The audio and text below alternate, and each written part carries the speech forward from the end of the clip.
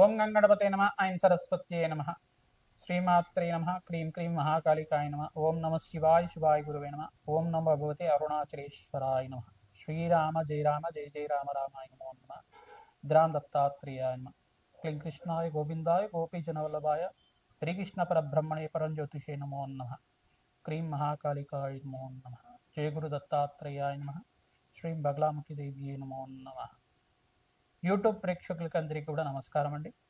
నేను పాలపర్తి గురునాథ శర్మ జ్యోతిష్యం వాస్తు సిద్ధాంతిని మీకంతా కూడా ఈ యొక్క గ్రహాల యొక్క స్థితిగతి కలియిక వాటి ప్రభావం అంతా కూడా జ్యోతిష్య శాస్త్ర ప్రామాణికంగా అంతా కూడా విశ్లేషణ చేయడం జరుగుతుంది. ఈ రోజున మనం చెప్పబోయే టాపిక్ ఏంటిదంటే ప్రధానంగా శనీశ్వరుడి యొక్క కారకత్వాలంతా కూడా విశ్లేషణ చేయడం జరుగుతుంది. ప్రధానంగా శనీశ్వరుడి యొక్క దోషాలంతా కూడా ఏ రకంగా ఉంటాయి మేషాది ద్వాదశ రాశుల వాళ్ళకి జన్మజాతకం ప్రకారంగా. ప్రధానంగా చూసుకుంటే శనీశ్వరుడు అంతా కూడా కర్మఫలదాతగా చెప్పడం జరుగుతుంది. శనీశ్వరుడు అంతా కూడా ఏల్నాటి శని ప్రభావాన్ని ఇవ్వడం అనేది జరుగుతూ ఉంటుంది. ప్రధానంగా చూసుకుంటే ప్రతి ఒక్క జాతకుడికి అంతా కూడా జాతకరీత్యా కానీ గోచారరీత్యా శని సంచారం మేరకి ఏలినాటి శని ప్రభావం అనేది ఉంటుంది. అంటే ప్రధానంగా చూసుకుంటే ఏ స్థానంలో శని సంచారం అయినప్పుడు గోచారరీత్యా ఏ స్థానం అంటే తమ రాశి నుంచి వెనకాల రాశి దాన్ని లెక్కగా చేసుకోవాల్సి ఉంటుంది. మీ రాశి నుంచి ఉన్న వెనకాల రాశిని అంతా కూడా వ్యయస్థానం అంటారు. జన్మస్థానం అంటా మళ్ళీ మీ రాశి ఉన్న స్థానంలో జన్మస్థానం అని చెప్పేసి అంటారు. మరి ధనస్థానం అని చెప్పేసి అంటే కుటుంబ స్థానము, ధనస్థానం అని చెప్పేసి అంటే కనుక మీ రాశి కన్నా ముందు స్థానం అంతా కూడా ద్వితీయ స్థానము, ధనస్థానం అని చెప్పేసి అంటారు. ఈ మూడు స్థానాల్లో కనుక గోచారరీత్యా శనీశ్వర సంచారం అంతా కూడా జరిగినప్పుడు మీకంతా కూడా ఏలినాటి శని ప్రభావం అనేది జరగడం జరుగుతుంది. తద్వారా మీకంతా కూడా గోచారిత్య ఫలితాలంతా కూడా చెప్పడం జరుగుతుంది. ప్రధానంగా ఈ ఫలితాలంతా కూడా చూసుకుంటే జన్మజాతకం ప్రకారంగా ఉంటాయి కావున మీరు విశ్లేషణ చేసుకొని జాతకరీత్యా ఈ యొక్క జ్యోతిష్ సిద్ధాంతాలతో మీరంతా కూడా పరిహారం అంతా కూడా ఆచరించడం వల్ల శుభ ఫలితాలు పొందడానికి ఆస్కారం ఉంది. ప్రధానంగా గోచారరీత్యా శనీశ్వర సంచారం మేరకి ఇంతకుముందు చెప్పిన విధానంగా అంతా కూడా మీకు గ్రహాల యొక్క గోచారరీత్యా శనీశ్వరుడి యొక్క గోచార సంచారం మేరకు మాత్రమే ఏలినాటి శని ప్రభావం అనేది 7.5 సంవత్సరం వరకు ఉంటుందన్నమాట. ప్రతి ఒక్క జాతకుడికి అంతా కూడా 2 సార్లు కానీ కొన్ని మంది జాతకులకి కనుక ఈ యొక్క వాళ్ళ ఆయుష్ ప్రమాణం బట్టి 3 సార్లు కూడా రావడం జరుగుతుంది. ప్రధానంగా చూసుకుంటే జాతకమే ప్రధానమైన జాతకంగా ఉంటుంది. జన్మ జాతకం పుట్టిన సమయాన్ని బట్టి, పుట్టిన లగ్నాన్ని బట్టి జాతకం అనేది ఆధారపడి ఉంటుంది. గోచారరీత్యా అంతా కూడా శనీశ్వర సంచారం అంతా కూడా చూసుకుంటే ప్రస్తుతానికంతా కూడా ఈ యొక్క మీనరాశిలో శనీశ్వర సంచారం అంతా కూడా జరుగుతుంది. ప్రధానంగా ఏలినాటి శని ప్రభావం అంతా కూడా చూసుకుంటే ఈ యొక్క మేషాది ద్వాదశ రాశుల వాళ్ళకి ప్రధానంగా మేషరాశి జాతకులకి ఏలినాటి శని ప్రభావం అనేది ఉన్నది. అంటే ప్రథమ దశలో ఉగాది నుంచి ప్రారంభమైంది.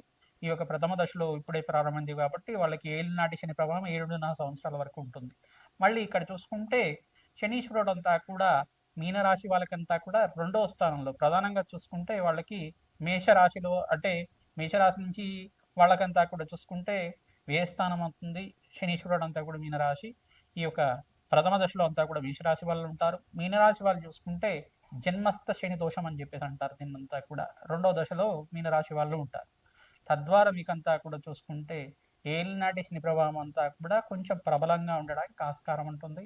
ఎటువంటి భయాలు అంతా కూడా పెట్టుకోవాల్సిన అవసరం లేదు. శనీశ్వరుడు అంతా కూడా ప్రశాంతమైన చిత్తంతో భగవంతుడు ఆరాధన చేసిన వాళ్ళకి, శ్రీరాముడి ఆరాధన చేసిన వారికి ప్రధానంగా శ్రీరామచంద్రస్వామి యొక్క నామస్మరణం మాత్రం చేతిని శ్రీరామ జయ రామ జయ జయ రామ రామ అనే నామాన్ని అంతా కూడా స్మరించడం మాత్రం చేతిని సకల గ్రహ దోషాలు నివారణ అవుతాయి, పటాపంచలు అవుతాయి. ప్రధానంగా కోటి యజ్ఞాల ఫలితాలు ప్రధానంగా అగ్నిష్టోమ వాజపన శాంతపన బ్రహ్మయజ్ఞాతి శతశస్త్రాశ్మవేద యాగాదులు కోటి యజ్ఞాల ఫలితం అంతా కూడా భగవంతుడి నామస్మరణ మాత్రం చేతనే వస్తూ ఉంటాయి.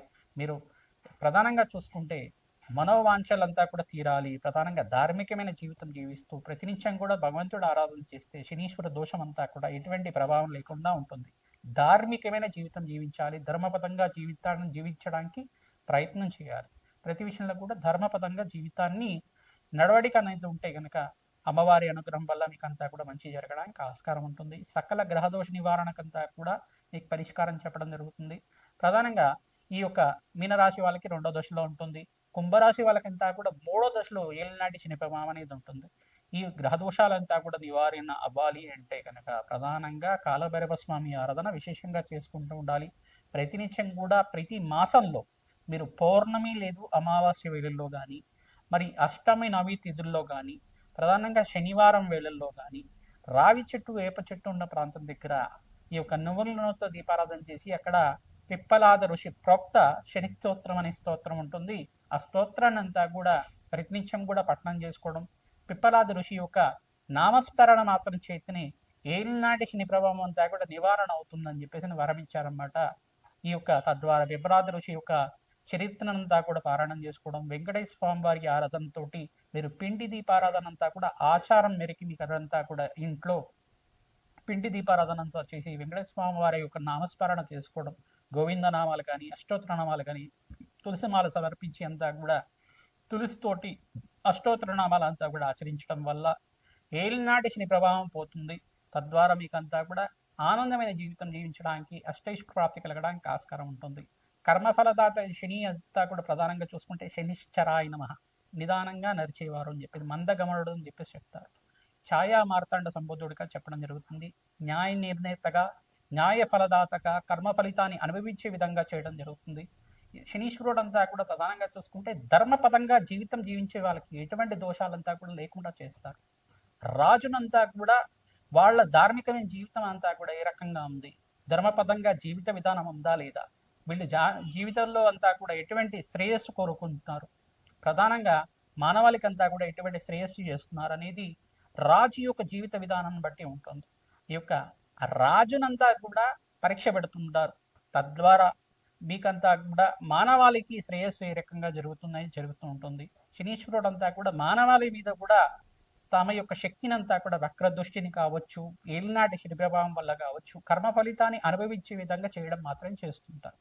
ఎప్పుడైతే కనుక భగవంతుడు ఆరాధన శనీశ్వర అభిషేకాలంతా కూడా ఆచరిస్తూ ఉంటాం, పరమేశ్వరుడు అభిషేకాలంతా కూడా ఆచరించడం వల్ల సకల గ్రహదోష నివారణ అవుతుంది. మీరు చేసుకున్న కర్మ ఫలితాన్ని అంతా కూడా దుష్కర్మలు ఏమైనా పూర్వజంలో చేసుకుని ఉంటే తెలిసి కానీ తెలియకుండా కానీ సకల గ్రహదోష నివారణ జరుగుతుంది, సకల పాప విముక్తి అవుతుంది, సకల పాపాలంతా కూడా పటాపంచలు అవ్వడానికి ఆస్కారం ఉంటుంది. ఈ యొక్క స్తోత్రాలంతా కూడా పఠనం చేసుకుంటూ ఉండాలి. శనీశ్వర ఈ యొక్క కవచాన్ని ప్రతినిత్యం కూడా పారాయణం చేసుకోవడం, హనుమత్ కవచాన్ని పారాయణం చేసుకోవడం వల్ల, ప్రధానంగా సుందరాకాండ పారాయణం అంతా కూడా ప్రవచనంలాగా ప్రతినిత్యం కూడా వినడం వల్ల తద్వారా మీకంతా కూడా శనీశ్వర దోష నివారణ జరగడానికి ఆస్కారం ఉంటుంది. ప్రధానంగా బాలకాండని, రామాయణంలో బాలకాండనంతా కూడా వినడం వల్ల మీకు సకల గ్రహదోష నివారణ అవడానికి ఆస్కారం ఉంటుంది. సీతారాముల కళ్యాణ ఘట్టానంతా కూడా ప్రతినిత్యం కూడా పారాయణం చేసుకోవాలి. ప్రధానంగా సీతారాముల కళ్యాణం అంతా కూడా ఏ రకంగా జరిగిందని ప్రవచనంలాగా వింటూ ఉండడం వల్ల ఏలినాటి శని ప్రభావం అంతా కూడా నివారణ అవుతుంది, సంతాన అభివృద్ధి కలుగుతుంది, సత్సంతాన యోగం కలుగుతుంది, శీఘ్ర కళ్యాణ యోగం కలగడానికి ఆస్కారం ఉంటుంది, వంశాభివృద్ధి కలగడానికి ఆస్కారం ఉంటుంది, అష్టైశ్వర ప్రాప్తి కలగడానికి ఆస్కారం ఉంటుంది. ఇటువంటి పారాయణాలు చేసుకోవడం వల్ల అష్టైశ్వర ప్రాప్తి కలుగుతుంది. తిలహోమం అని చేస్తూ ఉంటారు ప్రధానంగా పురుష సూక్త విధానంగా, మూలమంత్ర సహితంగా ఈ యొక్క కాలభైరవ శాంతి హోమాది కార్యక్రమాలు కానీ, ప్రత్యంగరాదేవి హోమాది కార్యక్రమాలు కానీ, ప్రధానంగా మహాకాళి మూలమంత్ర సహితంగా కాలభైరవ శాంతి హోమాది కార్యక్రమాలు కానీ, దత్తాత్రేయ శాంతి హోమాది కార్యక్రమాలు కానీ ఆచరించడం వల్ల ఏలినాటి శని ప్రభావం అంతా కూడా నివారణ అవ్వడానికి ఆస్కారం ఉంటుంది.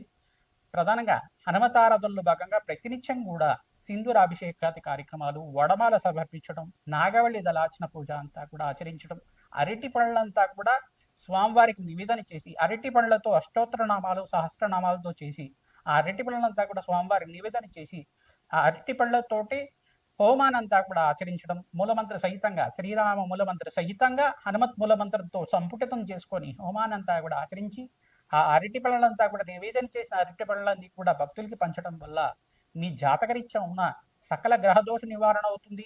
మన్య సూక్త పారాయణం ఆచరించాలి. తద్వారా పవమాన సూక్త పారాయణం ఆచరించడం వల్ల సకల గ్రహదోష నివారణ అవుతుంది. తద్వారా అష్టైశ్వర ప్రాప్తి కలగడానికి ఆస్కారం ఉంటుంది. శ్రీరామ జయ రామ జయ జయ రామ రామ నామాన్ని ప్రతినిత్యం కూడా నామాన్ని స్మరణం చేయండి.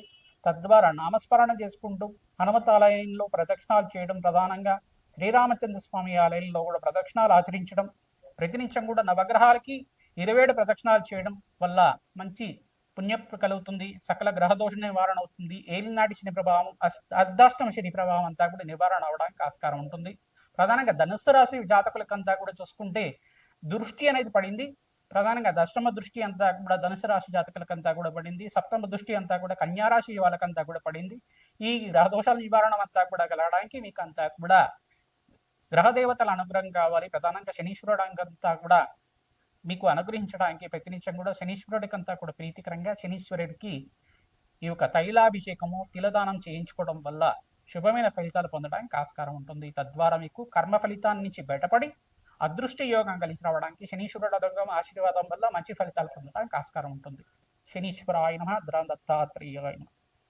వృశ్చిక రాశి వృశ్చిక లగ్న జాతకుకి ప్రధానంగా వృశ్చిక లగ్నంలో గనక ఈ యొక్క శనీశ్వర సంచారం గనక లగ్నంలో శనీశ్వర సంచారం ఉంటే దోషకారిగా ఉంటారు. ప్రధానంగా చూసుకుంటే కొన్ని స్థానాల్లో దుస్థానంలో కనుక 3, 6, 8, 12 ఈ స్థానంలో కనుక శనీశ్వర దోషకారిగా ఉంటారు. కొన్ని లగ్నానికి కూడా పాపకారిగా ఉన్న పాపి స్థానంలో జీవిస్తారు. కానీ ఇక్కడ చూసుకుంటే జన్మజాతకంలో కనుక శనీశ్వర దోషం ప్రబలంగా ఉంది అంటే కనుక దానికి దోష నివారణ పూజలు ఆచరించాలి ఖచ్చితంగా.